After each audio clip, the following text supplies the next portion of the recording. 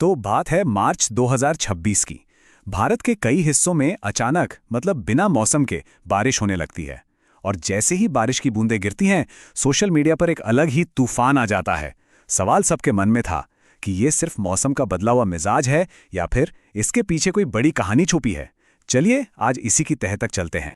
देखते ही देखते WhatsApp forwards और इंस्टाग्राम पोस्ट्स पर ऐसे मैसेज आग की तरफ फैलने लगे।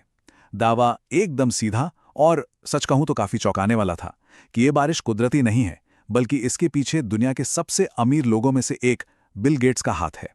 तो सवाल यही है, क्या ये वाकई किसी खतरनाक एक्सपेरिमेंट का इशारा था या ये सिर्फ एक अफवाह थी जो बस फैलती चली गई। आइए इन दावों की पड़ते खुलते हैं और देखते हैं कि सच आखिर है क्या।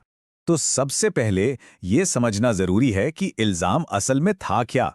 बात सिर्फ बारिश की नहीं थी, इसके इर्द गिर्द एक पूरी कह सकते हैं साजिश की कहानी बुनी जा रही थी।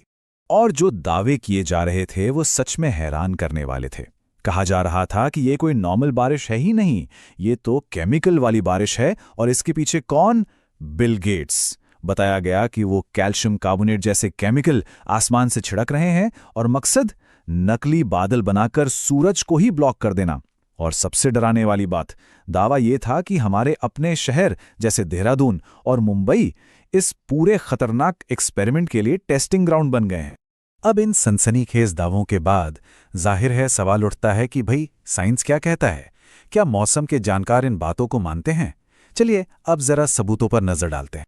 तो देखिए, भारत की जो सबसे भरोसेमंद मौसम एजेंसी है यानी इंडियन मेट्रोलॉजिकल डिपार्टमेंट या IMD, उन्होंने फौरन इन दावों को खारिज कर दिया।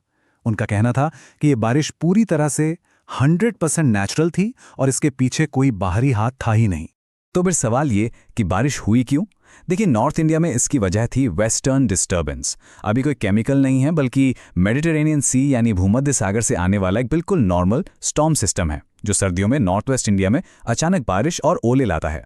दिल्ली NCR और इसके आसपास के इलाकों में जो जोरदार बारिश और ओले गिरे वो इसी पावरफुल वेस्टर्न डिस्टर्बेंस का नतीजा थे। ये एक पूरी तरह से प्राकृतिक मौसमी घटना है। और साउथ इंडिया में क्या हुआ? कर्नाटक और तेलंगाना जैसी जगहों पर जो बारिश हुई उसकी वजह थी प्री मॉनसून एक्टिविटी। बंगाल की खाड़ी से नमी उठी और वहां के मौसम के साथ मिलकर उसने बारिश करा दी। ये मॉनसून से पहले होना बहुत ही आम बात है।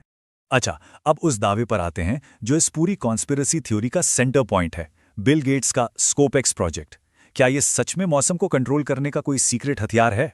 सच ये है कि हाँ, बिल गेट्स ने हार्वर्ड यूनिवर्सिटी के एक प्रोजेक्ट स्कोपेक्स को फंड किया था, ये बात सही है। लेकिन कहानी में एक बड़ा लेकिन है।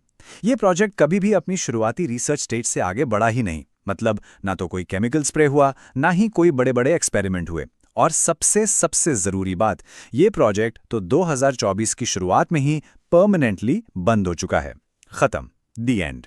तो ये बात बिल्कुल साफ है, इस बंद हो चुके रिसर्च प्रोजेक्ट का भारत या हमारे मॉनसून सिस्टम से दूर दूर तक कोई लेना देना था ही नहीं।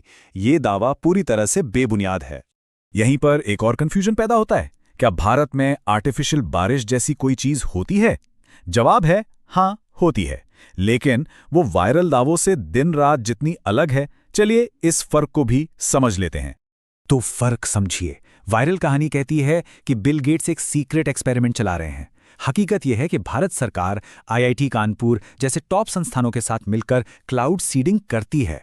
वायरल दावे का मकसद है सूरज को रोकना, जबकि असली प्रोजेक्ट्स का मकसद है प्रदूषण और सूखे जैसी असली समस्याओं से लड़ना। और ये कोई सीक्रेट नहीं है।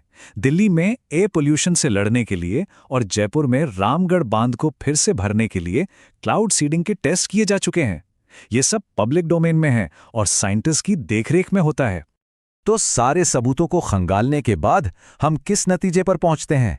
अब वक्त है फाइनल वर्डिक्ट का। और फैसला बिल्कुल साफ है। मार्च 2026 की जो बेमौसम बारिश हुई वो 100% एक नेचुरल वेदर इवेंट था। इसका किसी भी केमिकल, किसी एक्सपेरिमेंट या बिल गेट्स से कोई भी लेना देना नहीं था। ये सिर्फ मौसम था जो अपना काम कर रहा था। असल में ये केमिकल बारिश की पूरी कहानी एक क्लासिक कॉन्स्पिरेसी थ्योरी का उदाहरण है। होता यह है कि मौसम जैसी एक कॉम्प्लेक्स चीज के लिए एक आसान लेकिन गलत जवाब दे दिया जाता है और किसी पावरफुल इंसान को विलन बना दिया जाता है। और ये सब हमें एक बहुत ही जरूरी सवाल पर लाकर छोड़ता है। आज के जमाने में जब कोई भी जानकारी जंगल की आग से भी ज्यादा तेजी से फैल सकती है, तब एक असली तूफान और गलत जानकारी के तूफान में फर्क कैसे किया जाए, ये सोचने वाली